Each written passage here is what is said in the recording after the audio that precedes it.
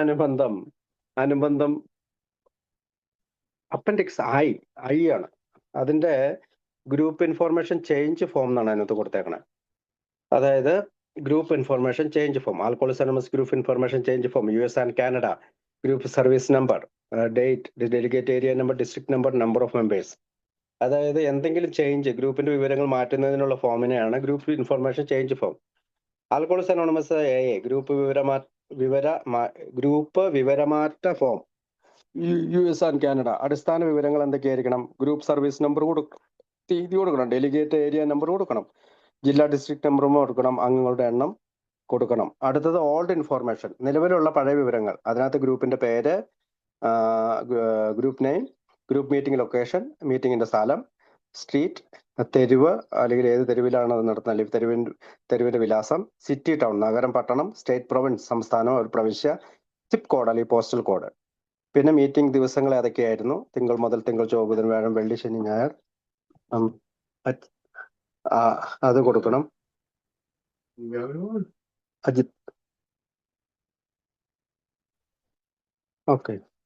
തുടങ്ങിയ സ്ഥലങ്ങളിൽ മീറ്റിംഗ്, അതായത് തിങ്കൾ, ചൊവ്വ, ബുധൻ, വ്യാഴം, വെള്ളി, ശനി, ഞായർ തുടങ്ങിയ സ്ഥലങ്ങളിൽ ഏതൊക്കെ ദിവസങ്ങളിലാണ് തുടങ്ങണേന്ന് നമ്മൾക്ക് നോക്കണം. പിന്നെ GSRന്റെ വിവരങ്ങൾ കൊടുക്കണം. ജനറൽ സർവീസ് പ്രതിനിധിയുടെ GSR, name, address, city town, അതായത് പേര്, വിലാസം, നഗരം പട്ടണം, സിപ്പ് കോഡ് അല്ലെങ്കിൽ അവരുടെ മീറ്റിങ്ങിന്റെ പുതിയൊരു അപ്പൊ പഴയ കാര്യങ്ങളെല്ലാം കൊടുത്തതിന് ശേഷം ജനറൽ സർവീസ് പ്രതിനിധി GSRന്റെ ഇത് കൊടുക്കണം, അദ്ദേഹത്തിന്റെ പേര് പറയണം, വിലാസം പറയണം, നഗരം പട്ടണം. അതുകൂടാതെ ന്യൂ ഇൻഫോർമേഷൻ, പുതിയ വിവരങ്ങൾ, അതായത് പുതിയ ഗ്രൂപ്പിന്റെ പേര്, മീറ്റിംഗ് സ്ഥലം, തെരുവ് വിലാസം, സിറ്റി ടൗൺ, തെരുവ് വിലാസം എന്ന് വെച്ചാൽ സ്ട്രീറ്റ്, നഗരം പട്ടണം, സിറ്റി ടൗൺ, സ്റ്റേറ്റ് പ്രൊവിൻസ് എന്ന് വെച്ചാൽ സംസ്ഥാനം ഏത് പ്രവിശ്യയിലാണ്, സിപ്പ് കോഡ് എന്ന് വെച്ചാൽ പോസ്റ്റൽ കോഡ്. അവിടെ മീറ്റിംഗ് സ്ഥലങ്ങൾ തിങ്കൾ, ചൊവ്വ, ബുധൻ, വ്യാഴം, വെള്ളി, ശനി, ഞായർ ഏത് ദിവസമാണ് നടത്തുന്നത്, മീറ്റിംഗിന്റെ സമയം കൊടുക്കണം. അവിടെയും ജനറൽ സർവീസ് പ്രതിനിധിയുടെ പേര്, സ്ട്രീറ്റ് അഡ്രസ് അല്ലെങ്കിൽ തെരുവിന്റെ വിലാസം, നഗരം പട്ടണം, സ്റ്റേറ്റ് പ്രൊവിൻസ് സംസ്ഥാന പ്രവിശ്യ, നഗരം പട്ടണം എന്ന് പറഞ്ഞാൽ city and town, postal code, phone number, email. Alternate GSR അല്ലെങ്കിൽ മെയിൽ കോൺടാക്ട് ഒന്ന് തിരഞ്ഞെടുക്കണം. ഒന്നില്ലെങ്കിൽ ഓൾട്ടർനേറ്റ് GSRന്റെ അല്ലെങ്കിൽ മെയിലിന്റെ ഒരു കോൺടാക്ട് മെയിൽ കൊടുക്കണം. ഓൾട്ടർനേറ്റ് GSR ആണോ മെയിൽ കോൺടാക്ട് ആണോ വെച്ചാൽ അദ്ദേഹം ഉണ്ടെങ്കിൽ അദ്ദേഹത്തിന്റെ പേര്, പിന്നെ സ്ട്രീറ്റിന്റെ അല്ലെങ്കിൽ ആ തെരുവിലെ വിലാസം, നഗരം പട്ടണം, സംസ്ഥാനം പ്രവിശ്യ, സ്റ്റേറ്റ് പ്രൊവിൻസ്, സിറ്റി ടൗൺ, പിന്നെ postal code, phone number, email.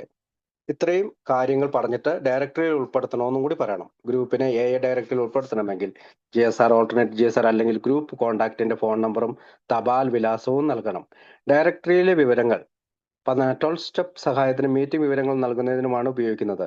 ഡയറക്ടറിയിൽ ഉൾപ്പെടുത്താൻ സമ്മതമാണോ, അതെ അല്ലെങ്കിൽ അല്ല എന്നൊരു കോളം ഉണ്ട്. അതിനകത്ത് നമ്മൾ അതെ വേണമെങ്കിൽ വേണമെന്നും വേണമെങ്കിൽ വേണ്ടെന്നും വെക്കണം. ഒപ്പിടണം, തീയതി ഇടണം. ഇനി അടുത്തത് ട്രഡീഷനുകളിൽ നിന്നുള്ള ഒരു ഓർമ്മപ്പെടുത്താണ്. വീണ്ടും അതിനകത്ത് ട്രഡീഷനുകളുടെ ഒരു ഓർമ്മപ്പെടുത്തൽ പറയുന്നുണ്ട്. ട്രഡീഷൻ 3, മദ്യാസക്തിയിൽ നിന്ന് മോചനം ആഗ്രഹിക്കുന്ന ആരെയും അംഗത്വത്തിൽ നിന്ന് നിരസിക്കരുത്. മദ്യവിമുക്തിക്കായി ഒന്നിക്കുന്ന 2-3 മദ്യസ്ഥർക്ക് മറ്റൊരു സംഘടനയുമായി ബന്ധമില്ലെങ്കിൽ തങ്ങളെ ഗ്രൂപ്പായി വിളിക്കാം. ട്രഡീഷൻ 5, 5ാമത്തെ പാരമ്പര്യം. ഓരോ ഗ്രൂപ്പും ഒരു ആത്മീയ ഘടകമാണ്. അതിന്റെ ഒരേ ഒരു പ്രാഥമിക ലക്ഷ്യം ഇപ്പോഴും കഷ്ടപ്പെടുന്ന മദ്യാസക്തികളിലേക്ക് സന്ദേശം എത്തിക്കുക എന്നതാണ്. അടുത്തത് 12 സ്റ്റെപ്സ് ആൻഡ് 12 ട്രഡീഷൻ, പേജ് 774. 12 ട്രഡീഷനുകളോട് ഏകദേശമായെങ്കിലും അനുസരണമില്ലെങ്കിൽ ഒരു ഗ്രൂപ്പ് ക്രമേണ തകരുകയും ഇല്ലാതാകുകയും ചെയ്യാം. പൂരിപ്പിച്ച ഫോമുകൾ അയക്കേണ്ട വിലാസം world service incorporate general service ഓഫീസിലേക്ക് തപാൽ, ഫോൺ അല്ലെങ്കിൽ ഇമെയിൽ വഴി അയക്കാവുന്നതാണ്. അഡ്രസ്സൊക്കെ നമ്മൾ പറഞ്ഞ world service incorporate, grand central station, PO box 459, New York, NY 10163.